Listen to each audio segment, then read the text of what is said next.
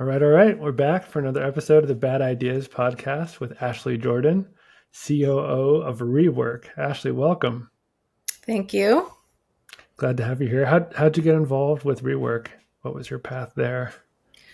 Oh man. It goes back as far as when I was in school. So I'll be really quick about it, but it Take is as long relevant. as you want. Take as long as you want. So I was the first person in my family to go to college, and I knew that I wanted to help people like me. There's a lot of different ways to do that, right? So I was like, okay, I'm gonna Debatable. study. Debatable, but Sure. But there's homelessness issue, there's criminal justice reform, yeah. there's education, there's health and wellness. There's so many ways to help people. Um, Hmm. but I was like, okay, criminal justice reform seems about right. So I'm gonna study law, and I'm gonna be a lawyer.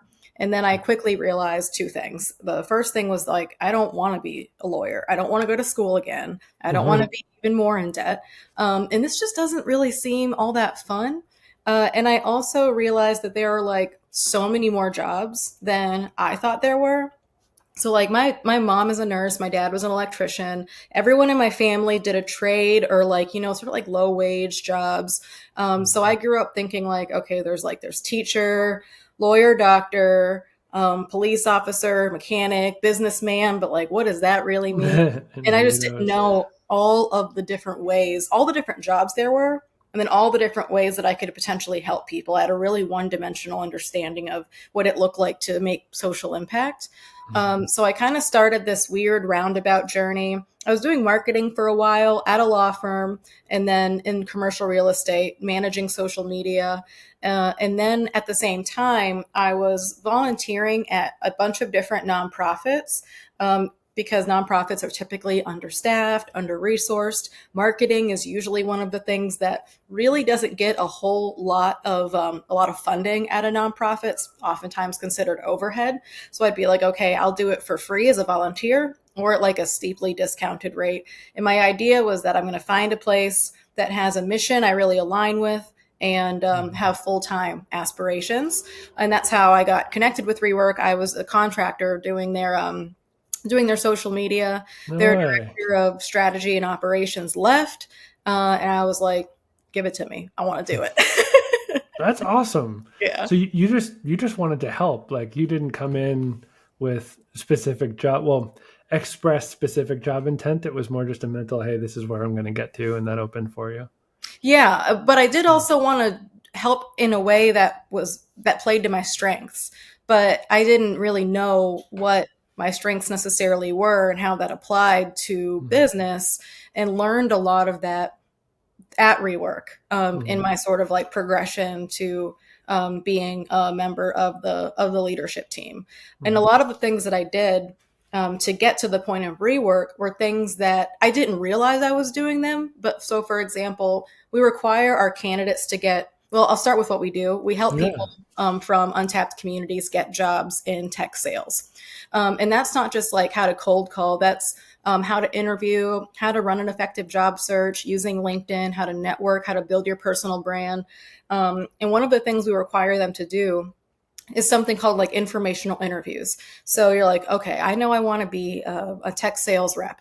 I don't have anyone in my network who does that. I don't really know where to start. I'm going to go Mhm. on LinkedIn. I'm going to find people that are already in the job, and I'm just going to ask them, what does success look like? How did you do this? Connect me with Mhm. resources, maybe potentially get a referral. But build your network and build champions who can help you get to that next step. I was doing a lot of that and not even realizing I was doing it by volunteering at a bunch of nonprofits, getting to know different people, learning what all roles there even were in Mhm. nonprofits, and then eventually building a brand, so to speak. Not really like a brand everyone knows, but a brand that at least the people that mattered for me knew, and they felt good about giving me a chance to do something I hadn't done before. So a Mhm. lot of that is reflected in our curriculum for candidates. And it was stuff that I did that I didn't even realize I was doing it. And same with our CEO as well. Mhm. He had a very roundabout way to getting to tech sales, and now he's a nonprofit CEO. And a Mhm. lot of what he did is exactly the stuff that I did as well. And now we're Mhm. teaching our candidates how to do it in a much more strategic way. Yeah. Well, tell us more about the program. So, do candidates find you? Do you find them? Is it free? Like, tell It us is about it. free. It's completely, well, it's free to candidates and Mm-hmm. companies, but it's not free. Mm-hmm. So we tell candidates that it's an important distinction so that they take it seriously and Mm-hmm. recognize that we have to do a lot of fundraising in order to deliver this program to them for free. So Mm-hmm. Make it invest count. in it, take it Yeah. seriously, and when you are successful, pay it forward in the form of coming back and being a mentor for someone who wants the type of success that you had. um, Yeah. but we've been around since 2016, so at this point, um, probably word of mouth is like the biggest thing that kind of gets us more people, people that are already volunteers recruiting more volunteers, people that are alumni recruiting brothers, sisters, mamas, baby mamas, like having all their friends and family join rework because they're like, hey, like I'm making 80K a year now, and this is, that my it's entry level, and maybe I was a cashier at Walgreens before. People in my life see that success and they want some of that. um, yeah, so that sort of thing, word of mouth, just from the people already in our community, because our community is about 3,000 people right now, so it's kind of self-sustaining in that way.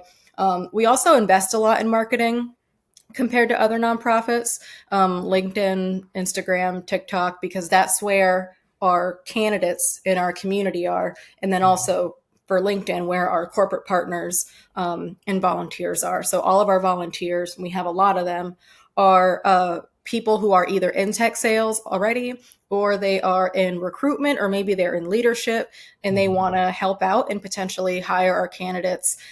So we have corporate partners, and then we also have just individual volunteers who are like, hey, like I'll do a mock interview, I'll be a mentor, I'll do like a resume workshop, stuff like that.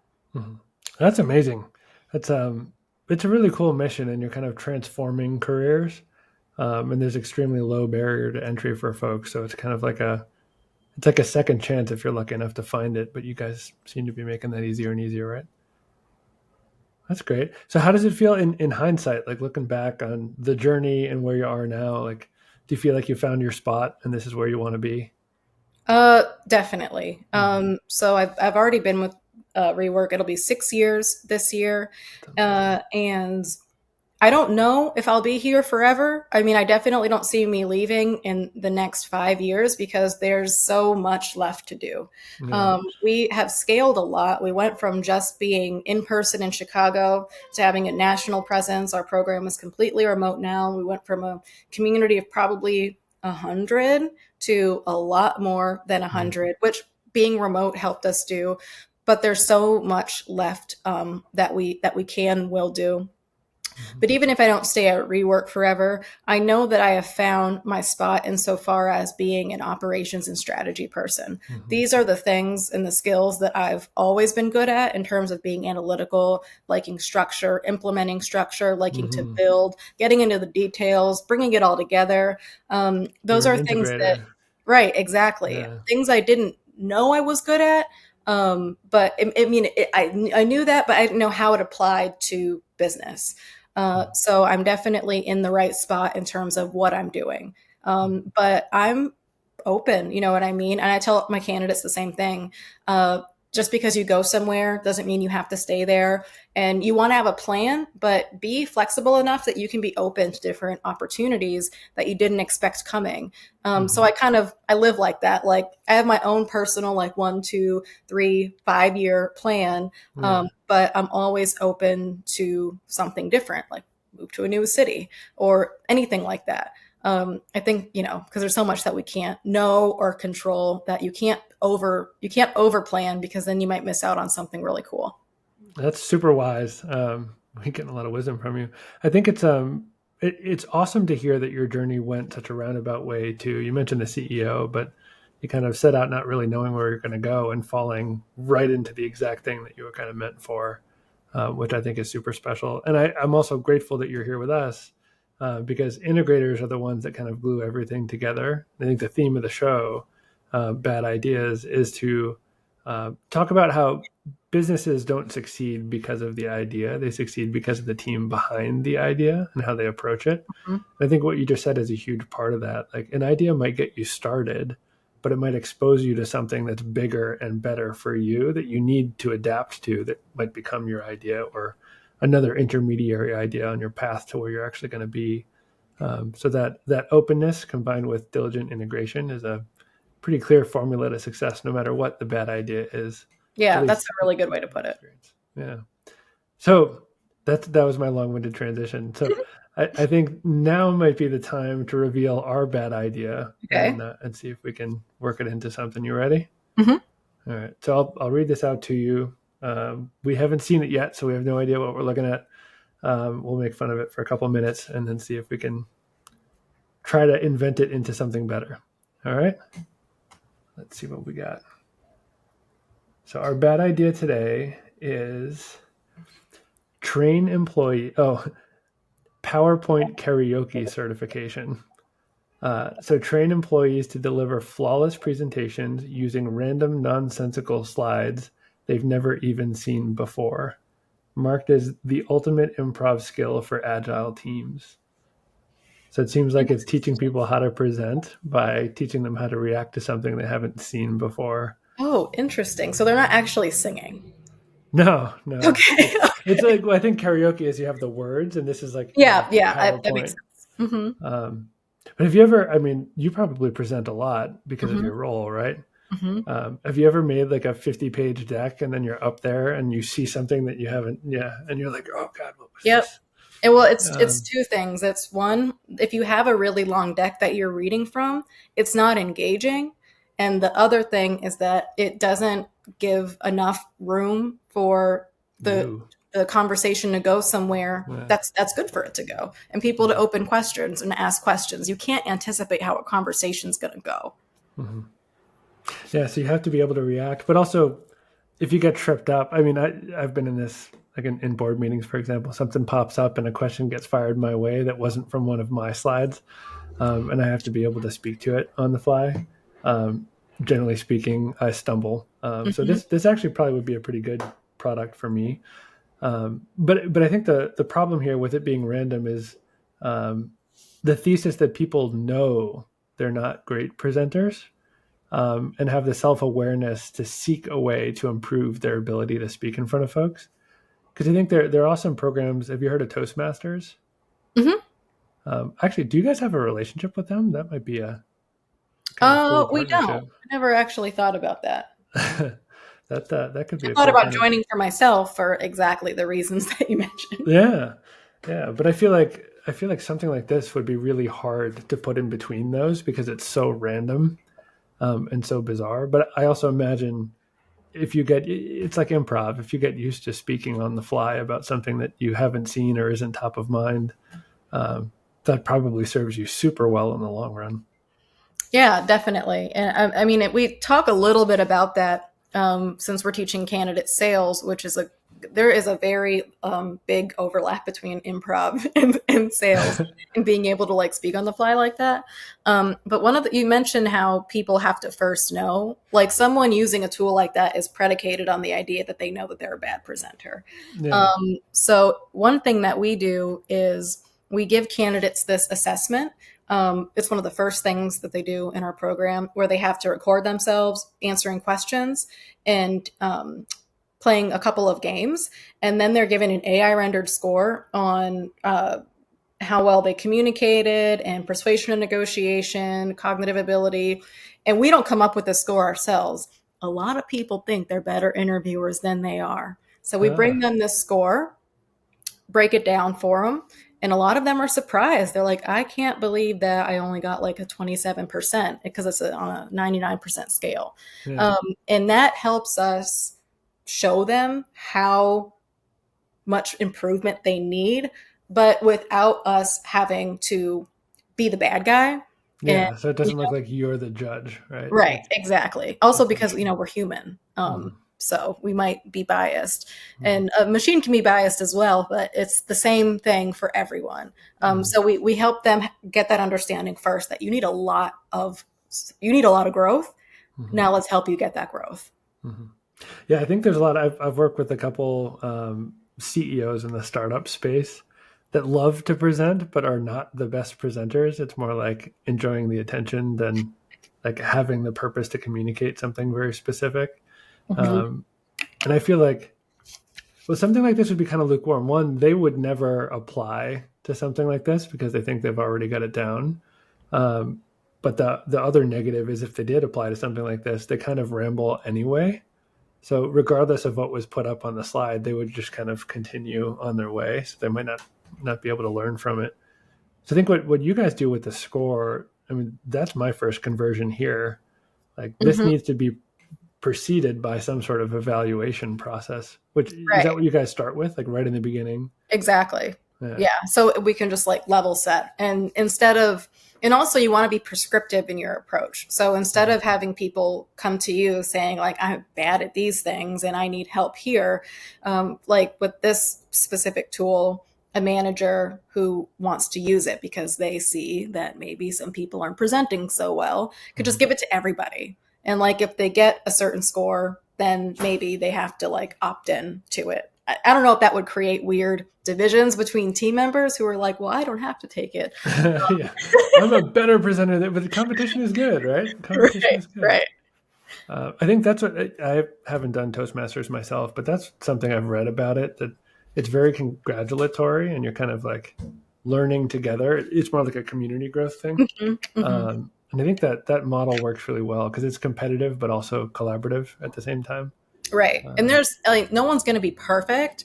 So like if you're a manager and you're like, okay, this is something I want to use to help us all be better presenters, everyone has to take it and everyone mhm. gets a different score. People don't know the score, each other's score necessarily, So but there's no everyone has to leaderboard. do something. Yeah. So Like there's no leaderboard. You're not like publishing the scores for everyone to evaluate. right, exactly. And like even someone who gets a 99%, say if it's on a 99% scale, they're still given some kind of training. So no one gets to opt out of training, but everyone's training is going to be a little bit different depending on how Where they they do are. the evaluation. Have you ever had someone come in at a 99 and been Yeah, like, oh, yeah? but it's not perfect. It's still not Mm-hmm. perfect. You know what I mean? Mm-hmm. And especially because it's a machine that's giving them a score. So we Mm-hmm. still watch it ourselves and be like, yeah, that was a good answer. It could be a little bit more concise. Or maybe you didn't go into enough detail about this. So we have them use a specific framework for answering interview questions just to make sure that you're concise and cover all the bases. But no, I've never seen a perfect interview, and I'm not actually sure that it exists. So there's Mm-hmm. always a way for anyone to improve. I just got hit in the face with a silly marketing idea for you guys. You should get the CEOs from your partner companies to go through the evaluation Oh my god, and record, like just get their sign off to record and release that. I mean, that's such good content. Because I unless imagine, they're terrible. well, but some of them would be, and I think that just humanizes the whole thing, but also Right. highlights the value you guys provide. It's like this isn't just for people who've never worked in sales. Like this helps everyone, and these skills translate across all levels.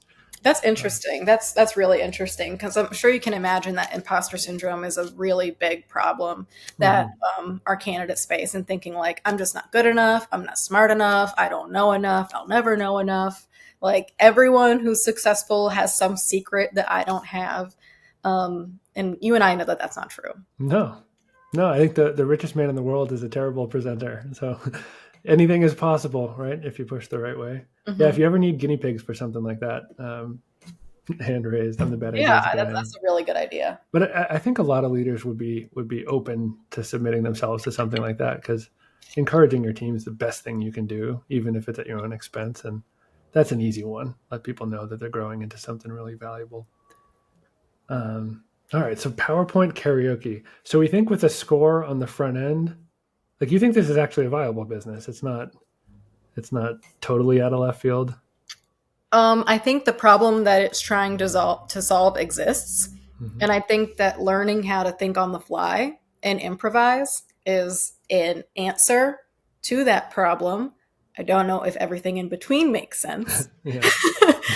But, How do you you know, guys how do you guys teach improvisation? Like how do you teach people to handle curveballs on calls? that is a good Just question. practice, like role playing type stuff? We do a lot. Yeah, so it's not just like one thing. We don't have like a class on improvising, and maybe we should. Hmm.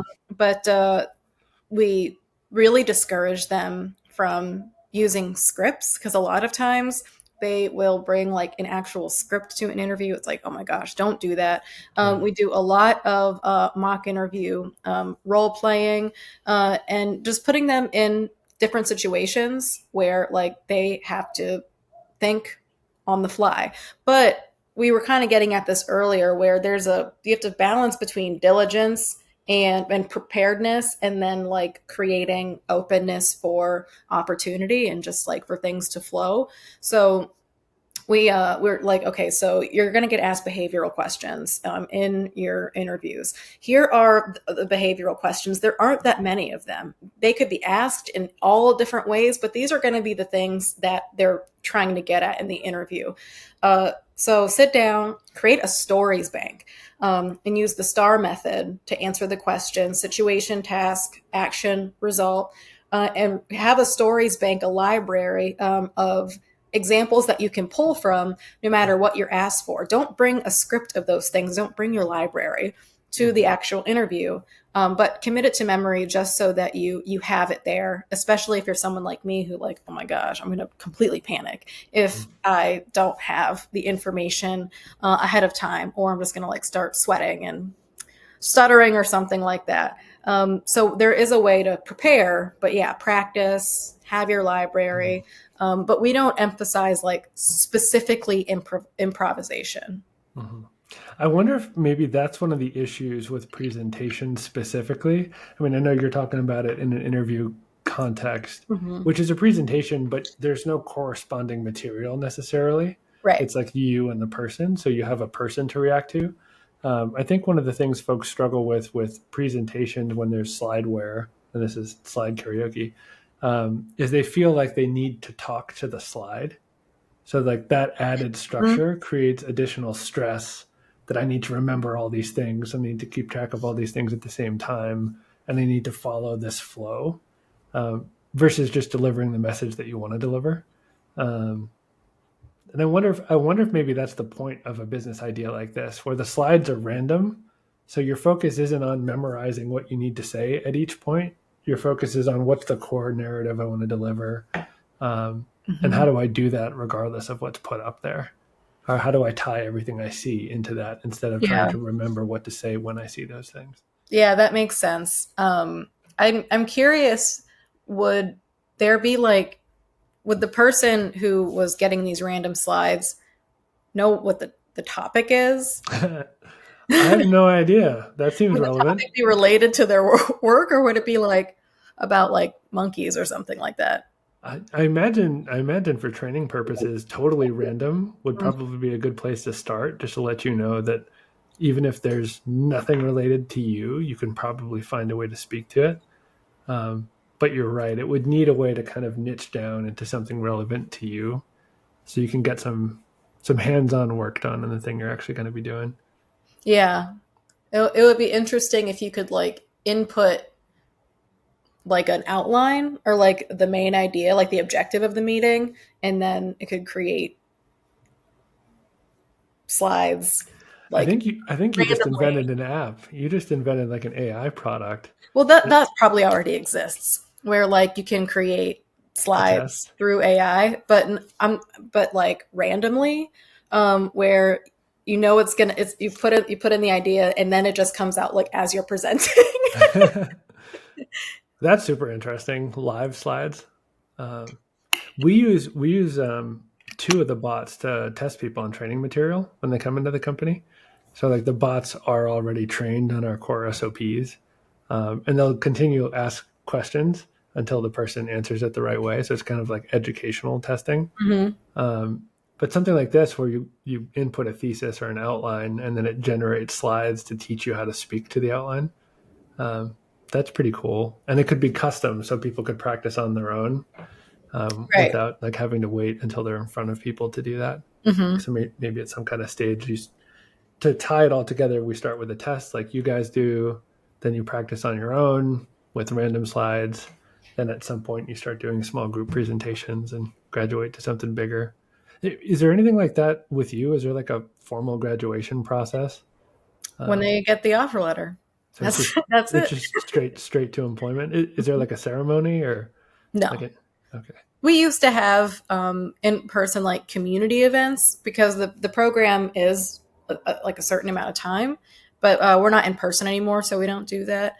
And we've also made it so that it's kind of the program's a little bit of a revolving door. So even though you might only get like 8 weeks of the live training, you'll work with our placement team until you get placed. And that's going to be a different amount of time for everybody. Mhm. But we do celebrate our candidate successes. So we do this thing called like Guess Who Secured the Bag? And we have like a big Slack channel and we'll put their Nice. photo and where they got a job and everyone's so excited. And we share that stuff like in marketing materials and social media. So we definitely celebrate our community, but we Mhm. don't have Like a one specific ceremony. graduation. Yeah, Mhm. because people are always hiring.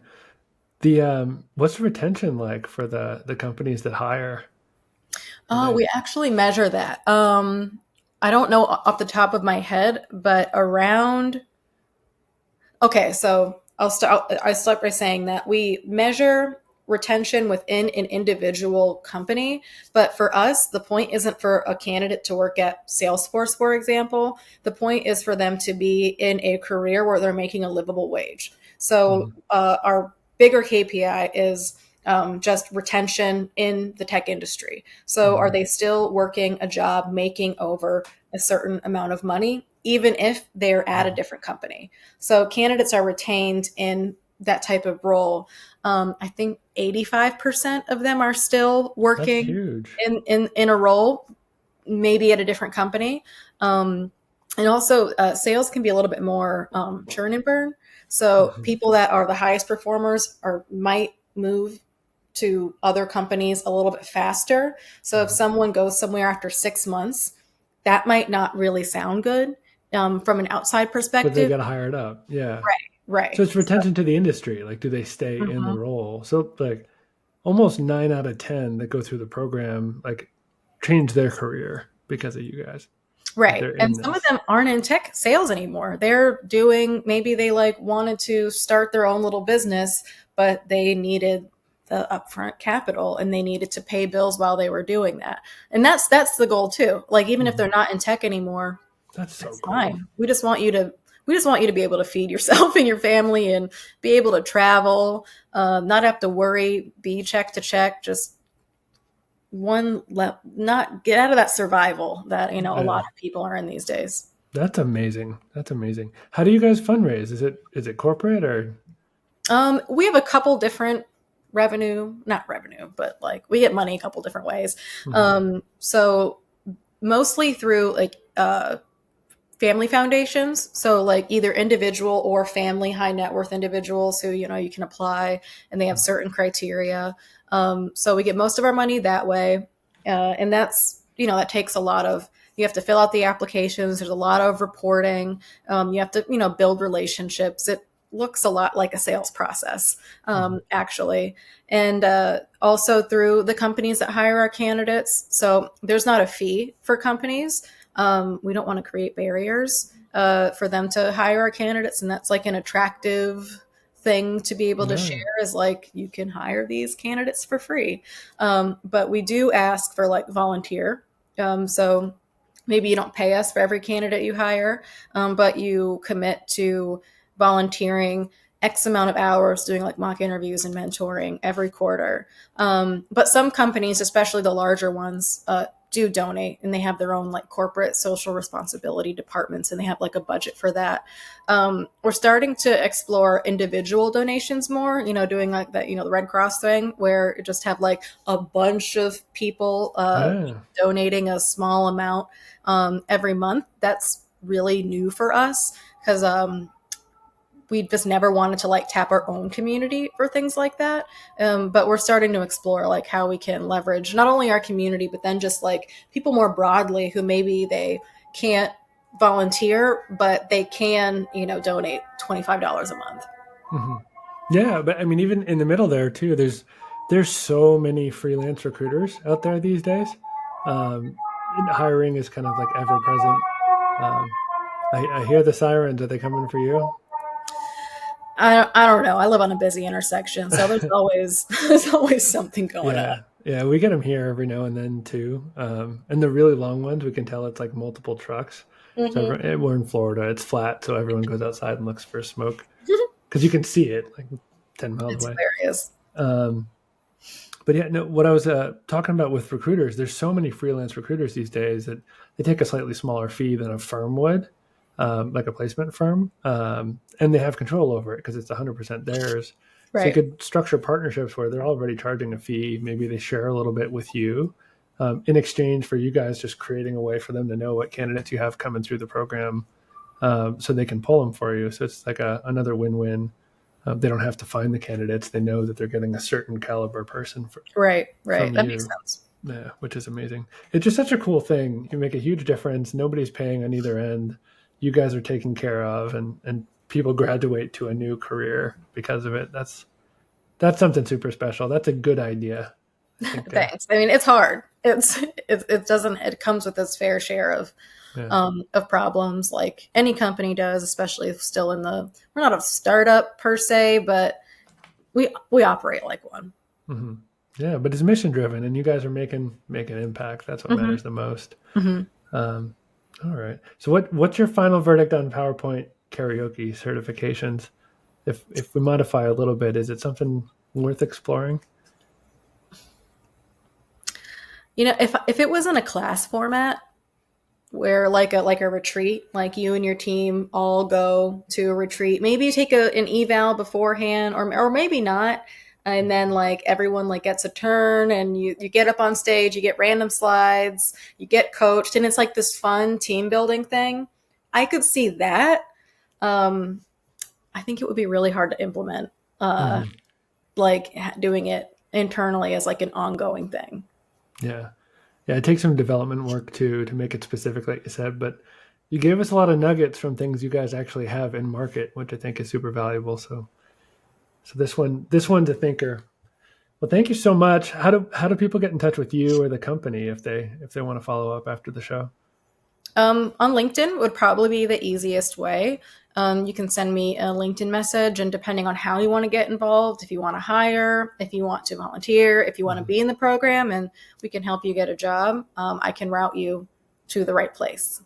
Perfect. Our network is probably all in that volunteer section. That makes Uh, sense. An open challenge to anyone watching the show. If you want to submit yourself to the evaluation to help people feel better about themselves, do it. I think that'd be great for a lot of Yeah, self we esteem. could. If there are enough people that want to do that, we can definitely make that happen. Oh, I'm sure you'll get takers. Thank you so much for coming by. This was super, super fun. Thanks. Yeah, this was great.